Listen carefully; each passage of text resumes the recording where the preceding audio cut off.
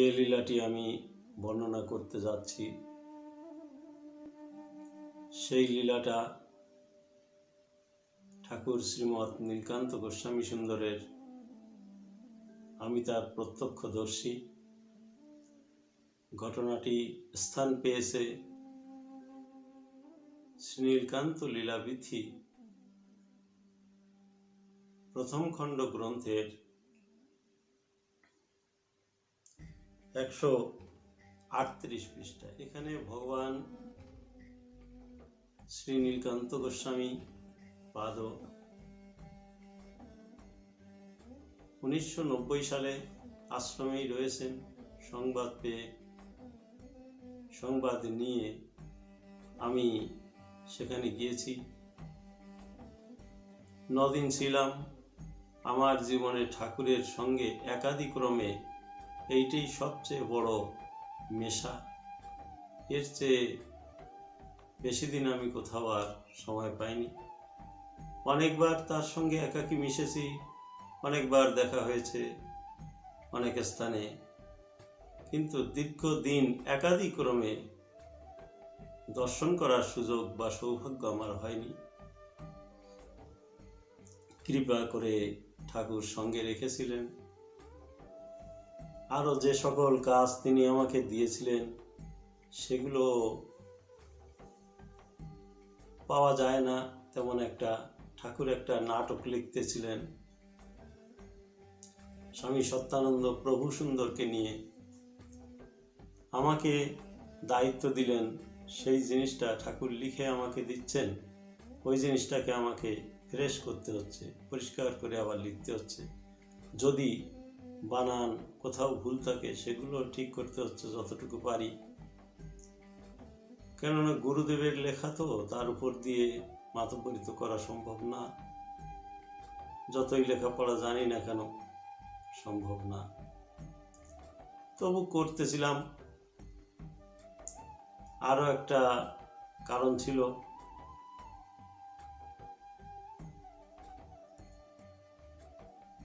যাই হোক ঠাকুরের ওখানে আছি, এমন রমেন দাও আছেন, আরও কয়েকজন ভক্ত রয়েছেন।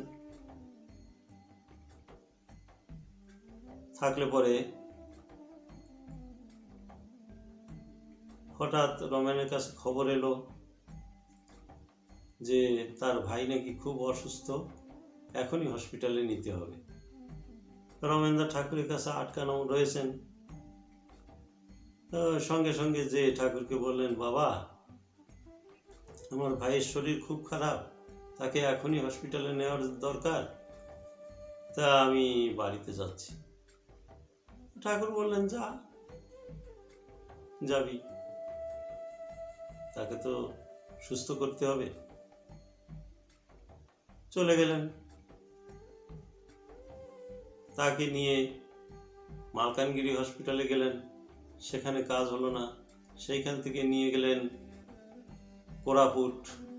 কোরাপুটে গিয়ে দেখাচ্ছেন, চিকিৎসা চলছে, সেখানেও কোনো ইমপ্রুভ হচ্ছে না, সেখানেও কোনো সুরাহা হচ্ছে না, ভালো হচ্ছে না। তা রমেনদা চলে যাওয়ার সঙ্গে সঙ্গে আমি ঠাকুরকে জিজ্ঞাসা করলাম, বাবা রমেনদা তো আপনার সঙ্গে বহুদিন চলাফেরা করছেন, আপনার আশ্রমবাসী, সে আপনার সঙ্গী স্বরূপ রয়েছেন, অনেক দিন সঙ্গে মিশেছেন সেবায়েত হিসেবে, তাহলে এই মানুষটার মন এমন হলো না যে বাবাকে একবার বলি যে বাবা তুমি দেখো? তখন ঠাকুর একটু হাসলেন, একটু হেসে আমাকে বললেন, তুই ভাবস নাকি যারা গুরু গোসাইয়ের সঙ্গে থাকে তারা কি ভাবে নাকি যে আমি গোসাই সঙ্গে রয়েছি বা ভগবানের সঙ্গে রয়েছি? এই চিন্তা তাদের মনে আসে না রে বাবা।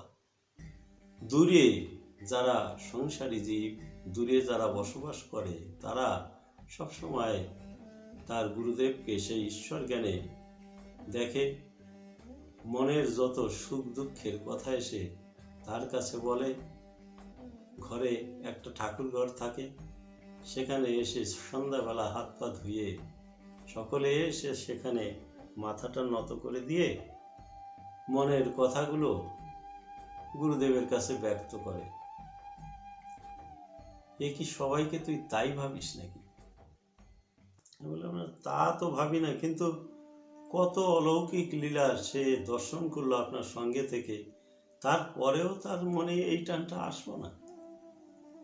বলে, না রে বাবা, সবার আসে না। যাই হোক, রমেনদা চলে গেলেন। পরদিন দুপুরবেলা আবার ফিরে এলেন। এসেই ঠাকুরের সামনে গিয়ে একদম কান্নার সুরে বললেন যে, বাবা, ডাক্তার বলেছে যে কোরাপুটেও কাজ হবে না, নিয়ে যেতে হবে অয়েল টিয়ার। তো বাবা বললেন যে, নিয়ে যা, কি করবি আর, এখন যখন ডাক্তারে পারলো না, এখানে চেষ্টা করেছে, কাজ হয়নি, এখন নিতে হবে। বললো, বাবা আপনি কিছু করেন। তাহলে আমি আর কি করব, অত বড় ডাক্তারে পারে না, আমি আবার কি করব? তুই এক কাজ কর, তুই পটেরু বাজারে যা, পটেরু বাজারে যে একটা নূতন মাটির হাঁড়ি কিনে নিয়ে, এবং সরা থাকবে তাতে, সরা সমেত কিনে নিয়ে আসবি। তিনি দৌড়ে গেলেন, পটেরু বাজার থেকে হাঁড়ি সরা সমেত নিয়ে এলেন। এনে ঠাকুরকে বললেন, বাবা এনেছি। তো বললেন, শিগগির নেমে যা, এই পটেরু নদী থেকে জল নিয়ে আয়, যা। তো উনি এক হাঁড়ি জল নিয়ে আসলেন। তারপর বললেন যে, একটু জল ফেলে দে। তিনি একটুখানি ফেলে দিলেন। এবার বললেন যে, ঠাকুর ঘরে ঢোক, বাবার ঘটের থেকে অল্প একটু জল এর মধ্যে ঢাল, ঢেলে নিয়ে আয়। আনলেন এবং বললেন, এইবার শালু কাপড় দিয়ে বাঁধ ভালো করে, লাল কাপড় দিয়ে। তিনি বাঁধলেন, বেঁধে বললেন, এই জল নিয়ে যা, এই জল নিয়ে যা, সেখানে যেয়ে একটু খাইয়ে দিবি আর একটু চান করাবি, ও সুস্থ হয়ে বাড়ি চলে আসবে, যা। ঠাকুরের কথা অনুসারে রমেনদা চললেন। মনে আনন্দ আছে, মনে দুঃখ নেই। যে অমনি সঙ্গে সঙ্গে তাকে একটু খাইয়ে দিল, মুখে দিলে বেশ একটু যেন আরাম অনুভব করলো। তারপর ধরে নিয়ে গেল বাইরে, বাইরে যেয়ে তাকে স্নান করানো হলো। স্নান করানোর পর এনে শুয়ে দিলেন। শুয়ে দেওয়ার একটু পরেই সে বললো যে, আমি আর এখানে থাকবো না, আমাকে নিয়ে বাড়ি নিয়ে চলো, আমি একদম সুস্থ, আমার কোনো অসুবিধা নেই, একা একা চলছে, চলাফেরা করছে। যে মানুষ উঠতে পারে না, ধরে বসালে বসতে পারে না, সেই মানুষ একা একা হাঁটা চলা করছে। একটুখানি জলে স্নান করানো এবং খাওয়ানোতে, এই যে ঠাকুরের অসীম লীলা, এই লীলার তুলনা কোনোদিন করা যায় না। ভাগবত বলেন, মহাভারত বলেন, ঠাকুর ভগবান শ্রীকৃষ্ণ যে সকল অলৌকিক লীলা করেছেন, সেই লীলারই রেশ টেনে এই সকল মহামানব এসে জগতে সেইভাবেই লীলা করে যান। একই ঠাকুর ভিন্ন ভিন্ন তরু ধরেন, ভিন্ন ভিন্ন তনু ধরে গুরু সদ্গুরু রূপে জগতে বিচরণ করেন।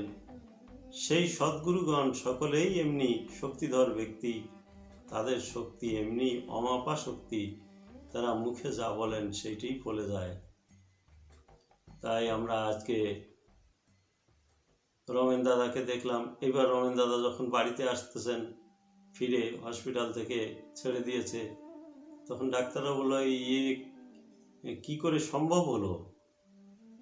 তখন রমেন দাদা সব কথা বললেন। বলে, এই ধরনের মহামানব জগতে এখনো রয়েছেন? বলে, হ্যাঁ, উনি জীবিত, পটেরু আশ্রমে রয়েছেন এখনো। বলি, এমনি মহামানব যেখানে আমাদের জ্ঞান বুদ্ধি সব ডাক্তাররা একসাথে মিলে যোগাযোগ করেও কোনো কাজ হলো না, খালি একটুখানি জল দিয়ে দিলেন, তাও তিনি নিজে হাতে দেননি, সেই ঘটের জলে এত কাজ? বলে, হ্যাঁ, আজও হয়। ছুটি দিয়ে দিল। তিনি ছুটি নিয়ে তিনি আর 7 নম্বরে ঢুকলেন না বাড়িতে, তিনি সোজা চলে এলেন আশ্রমে। ঠাকুরের কাছে এসে ঠাকুরকে প্রণাম করে বললেন, বাবা, সেই জলেই ভালো হয়ে গেছে। ঠাকুর বললেন, যাক, ঠাকুরের কৃপা হয়েছে তাই ভালো হয়ে গেছে। নিজে যেন কিছুই জানেন না, নিজে একেবারে উজ্জ্বল হয়ে গেলেন। এই যে পূজ্য মানুষ, তিনি উজ্জ্বল হয়ে যান, এইখানটা আমাদের চিন্তার বিষয়। যাই হোক, সকল ভক্তবৃন্দগণ, এমনি ধারা অসংখ্য লীলা হয়তো আপনাদের সঙ্গেও ঠাকুর ঘটিয়েছেন। আপনাদের মাঝখানেও ঠাকুর সত্যানন্দ, শ্রী নীলকান্ত গোস্বামী, শ্রী শ্রীমা মাধুর্যময়ী দেবী, রামানন্দ ব্রহ্মচারী, ঠাকুর অসীমানন্দ ব্রহ্মচারী, পবিত্র মোহন ব্রহ্মচারী, কেশবানন্দ ব্রহ্মচারী, এই যত মহাপুরুষ ঠাকুর সত্যানন্দের সংস্পর্শে এসে তৈরি হয়েছিলেন, সকলের কাছেই শক্তি ছিল। এই অলৌকিক শক্তিধর ব্যক্তি তারা, তাদের মধ্যে এই অলৌকিক শক্তির প্রকাশ দেখা যায়। তাই আমরা যারা তাদেরকে অনুসরণ করে পথ চলেছি, সেই সকল মানুষদের অনুসরণকারী আমরা, তাই তাদেরকে আমরা সবসময় পূজনীয় বলে মনে করব, শ্রদ্ধার্হ বলে মনে করব, তাদেরকে আমরা শ্রদ্ধার চোখে দেখব। তাই ঠাকুরের সকল ভক্তবৃন্দের কাছে আমার অনুরোধ, গীতা, ভাগবত, মহাভারত, হরি বংশ, যত কিছু লীলা গ্রন্থ ঠাকুরের রয়েছে, সেই লীলা গ্রন্থের মধ্যে যে সকল লীলা আমরা দেখতে পাই, ঠিক তার সঙ্গে মিলালে আমার মনে হয় এইসব লীলাগুলো সেই লীলার অন্তর্গত। তাই আমরা সকলকে শ্রদ্ধা জানিয়ে আজ এখানেই বক্তব্য রাখছি। আবার আগামী পর্বে আপনাদের সঙ্গে দেখা হবে। ততক্ষণের জন্য বিরাম নিলাম। এই চ্যানেলটাকে যেভাবে বিভিন্ন ভক্তজনের কাছে পৌঁছানো যায়, এই ভিডিওগুলো যেন সবাই দেখেন। সবাই দেখলে সবারই জীবনে ওই ক্ষত জায়গাটায় একটু আঘাত লাগবে, যেখানটা তারও এমনি লেগেছিল। ঠাকুরের কোনো করুণা তার উপর বর্ষিত হয়েছিল, যে করুণার বলে তার দেখা গেছে অনেক বিপদ থেকে, বড় বিপদ থেকে তিনি উদ্ধার পেয়েছেন। এমনি অসংখ্য লীলা ঠাকুর ঘটিয়েছেন।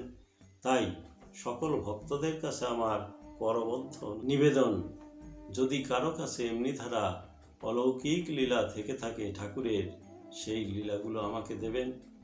আপনি একা যত্ন করে রেখে দিন না, এই লীলাগুলো আমাকে দিলে আমি সেই লীলাটা সকলের মাঝখানে প্রচার করার চেষ্টা করছি।